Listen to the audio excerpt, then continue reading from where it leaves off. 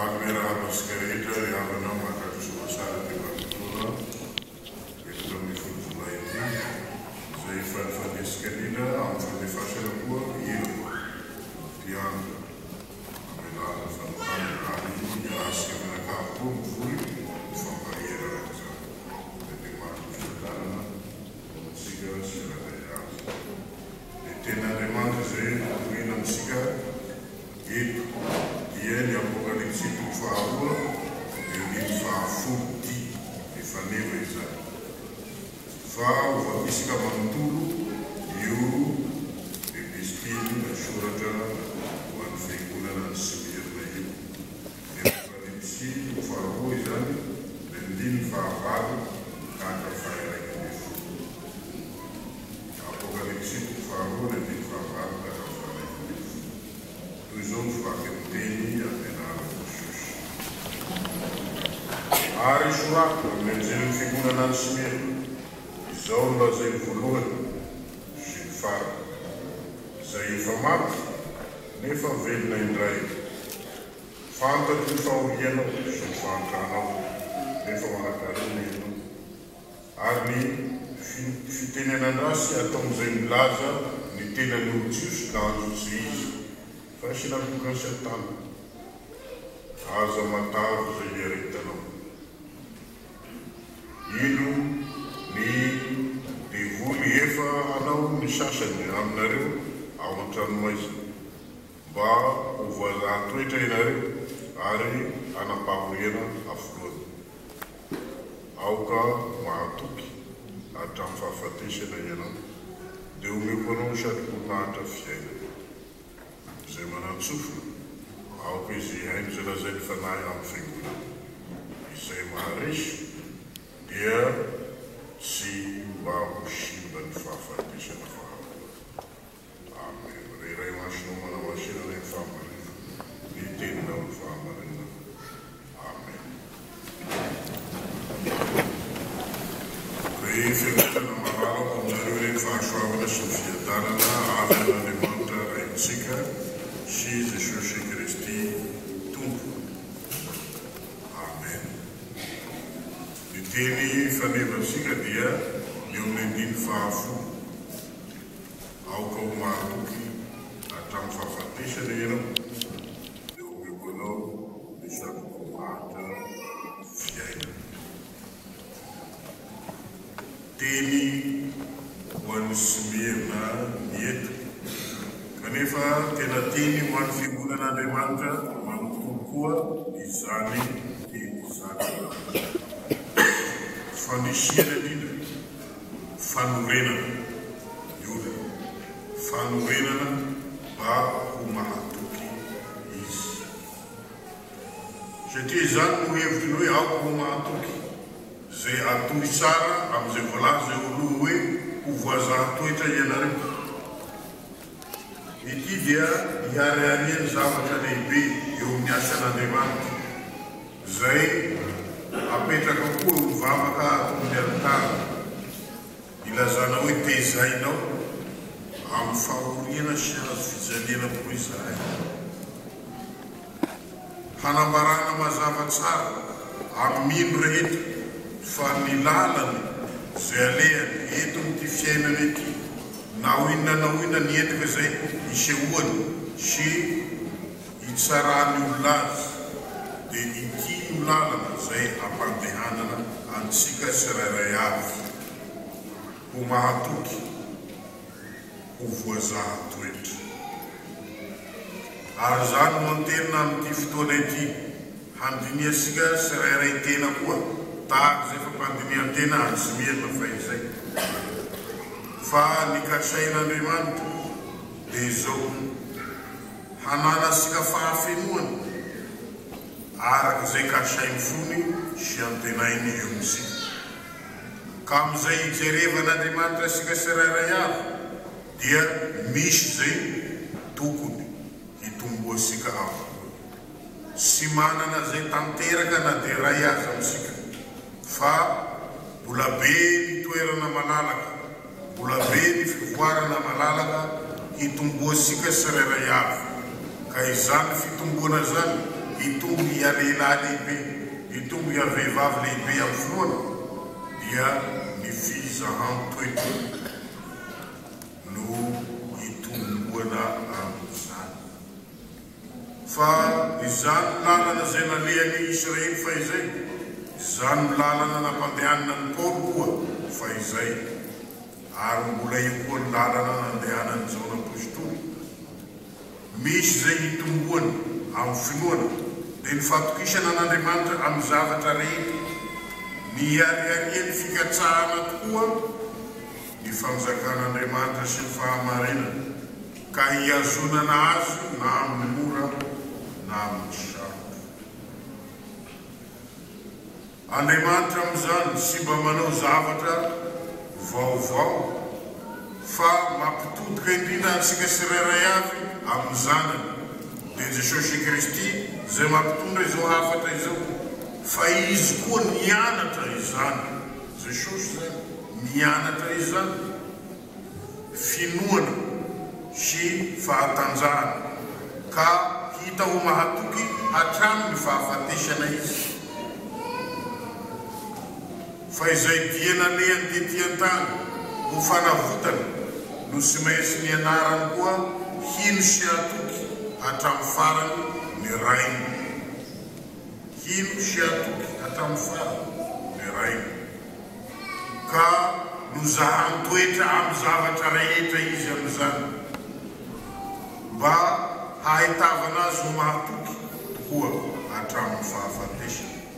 Ny lalany hazo fijaliana izay fizahan toetra ho azy zay, ny lalana izay tsy maintsy hitondrany fahoriana na dia soa no ataony fahoriana no havaliny olona azy. Ary zany lalany fizahan toetra izay tsy hafa fa lalany hazo fijaliana izany no iansoana antsika tsirairay koa amin'izao fotoana izao mba handehanany tsirairay ka hahitavany tsirairay amin'izany lalany hazo fijaliana izany. Ny herin'Andriamanitra manangana, ny herin'Andriamanitra manavitra, ny herin'Andriamanitra eo amin'ny Jesosy Kristy na efa naharesy ka manolotra ny fandreseny ho antsika tsirairay avy. Aoka ho mahatoky hatramin'ny fahafatesana ianao. Antso lehibe ho an'ny mino rehetra, antso hanekena fanetretena feno tahaka izay nanekeny Jesosy fanetretena feno, fa na dia Andriamanitra azy nanaiky niarany fampahoriana tahaka ny mpanotra. Ary izay no isiany fizahan-toetra ho antsika tsirairay avy hatraiza fa Kristy nahafoy izay toerana sy izay hita ho voninahiny ambony indrindra. Amin'izao fizahan-toetra izahan-toetra sika izao dia jerena mahafoy koa ve ianao? Inona no afoinao amin'izany fitomboana ho amin'ny ho mahatoky amin'Andriamanitra izany? Mahafoy ny nofo vainao? Kristy nahafoy ny voninahiny. Mahafoy ny ota vainao? Kristy nandray izany ka nandrisy izany ao aminy. Fitoerana ho mahatoky amin'izay ekesika eo amin'ny fanantenana, mahatoky amin'ny fanantenana any Jesosy Kristy. Tahaka izay nitoerany Jesosy ho mahatoky amin'ny fanantenana koa ny ray. Fa amin'izay nanolorany ny ainy dia mahita izy hery lehibe izay hanamarina azy amin'ny fitsanganany amin'ny maty. Ka nahafoy feno sy tanteraka ny amin'ny tena izy ka hiansoana antsika koa amin'izany lalany hazo fijaliana izany, izay tena fizahan-toetra ho antsika tsirairay avy ahitana na izay tonombavaka ataonao zao dia tena mihatra koa tena ao. Fa isika miaina indrindra amin'izany hery ny finoana amin'ny fanantenana izany, izany hery ny finoana amin'ny fanantenana izany izay isiany ilazasika indrindra fa tsy izao fiainana izao no farany amin'isika tsirairay avy fa ho levon'ny fahafatesana izao fiainana izao. Tsy izao fiainana izao no itoerany mandrakizay fa izay apohatry ny fahafatesany no ionenasika ho amin'ny mandrakizay. Ka zahay toetra sika amin'izany hanekesika tongotra aman-tanana ny tena sika ho voatolotra amin'izany fanantenana izany sy ny tena sika ihany fa ninninona sika amin'izao fiainana izao hizahan toetra sika tsirairay avy na mahafoy tokoa ity fiainana ity ianao ho amin'ny mandrakizay izay antenainao. Aoka ho mahatoky hatramin'ny fahafatesana ianao.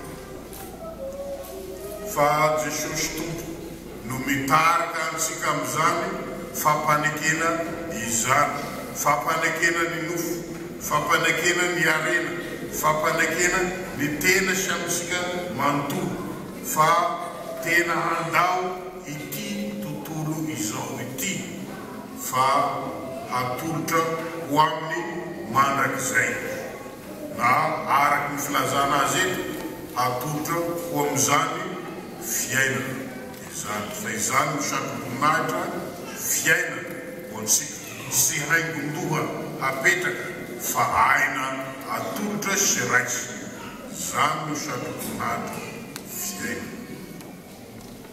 Fizahan-toetra zay nalehan'i Paoly mazava tsara koa amin'izay niaretany zavatra maro toy ny fahavakena sambo, toy ny kapoka, toy ny fanagadrana. Iharihariany mazava tsara fa mandeha amin'izany lalana azo fijaliana izany izay rary manaiky filo sy tanteraka izany hitomboana amin'ny finoana sy ny fahatokiana fa mandalo izao rehetra izao fa eo amin'ny Jesosy reriany ny fitoerana ho mandrakizay. Io no ilazany ny anarany hoe izy ilay voalohany ary izy ilay farany. Hiharihariana amin'izany eo amintsika tsirairay avy zay hametrahasika ny fanombohasika koa amin'izany fiainany mahatoky izany, mahatoky amin'ny finoana manomboka aiza ianao ary miafara aiza manomboka amin'ny Kristy Jesosy ve hananana ny fitahiana rehetra ka hiafara mofo. Io no ilazany fa izy no voalohany ary izy no farany sy misy afaka hijoro amin'izany fa mba niditra ny ota niditra ny fahafatesana handray ny ainy sy ny tenany kanjo tsy nanana teny farany aminy izany. Ary izany no iantsona antsika tsirairay avy amin'izany fiainany mahatoky hatramin'ny fahafatesana izany ny fampitambarana ny aisika amin'ilay voalohany ary tsy fialana amin'ilay voalohany ka hanao azy ho fiasana fiaingana fa hitoetra ho voalohany hatramin'ny farany. Fa izay no lazaina indrindra aoka ho mahatoky hatramin'ny fahafatesana ianao fa izany fizahan-toetra izany zay atolotra asika tsirairay avy na ho mafy sy mahery manahoana na haharitra manahoana dia misy fetrany na amin'izay faharariana na amin'izay faharetana ferany tombotsika avokoa izany fa raha ny farany lavitra dia hatreo amin'ny fahafatesana dia ilay fahafatesana voalohany izany. Ilazana indrindra fa ilay voalohany sy ilay farany dia Jesosy Kristy izany misy izay mihoatra no ny fahafatesana ho aminy andraisana asika tsirairay avy ho mahatoky ka hiharihariany fandresena eo amintsika tsirairay. Ny fandresena dia izay fonenanao ary faharetanao ao amin'ny Jesosy amin'ity fiainana ity fa izany no faharetana ny fitoerana ho mahatoky amin'ny finoana ao amin'ny Jesosy na dia manatrika izany famonoana ny tena izany azy. Io faharetana fa amin'izany no isiany ampidirana antsika tsirairay avy ho amin'ilay hoe maharesy satria tsy tafavoaka ny fahafatesana sy nahatafavoaka asika hiala amy Jesosy. Ny fiaretana eny am'izao fiainana zao sy nahatafavoaka nampiala asika ao amy Jesosy. Fananao azy ho voalohany eo fiainantsika isika ary mihazona azy ho ilay hiafarasika koa mandrakizay. Izay maharesy dia izay nanaiky sy nandray ny fizahan-toetra rehetra ho fampitomboana azy amin'ny finoana fa sy ho fandavoana. Ny fizahan-toetra rehetra ho voametatra sy voalanja araka izay azony olona hiaretana amin'ny heriny fitsanganan Jesosy. Fiaretana hatramin'ny fahafatesana tahaka ny toeran Jesosy ho mahatoky hatramin'ny fahafatesana ka nanomboka ao amin'ny rainy izy ary eo ambony azy fijaliana miantso ka manao hoe eo aminao ray manorako ny fanahiko.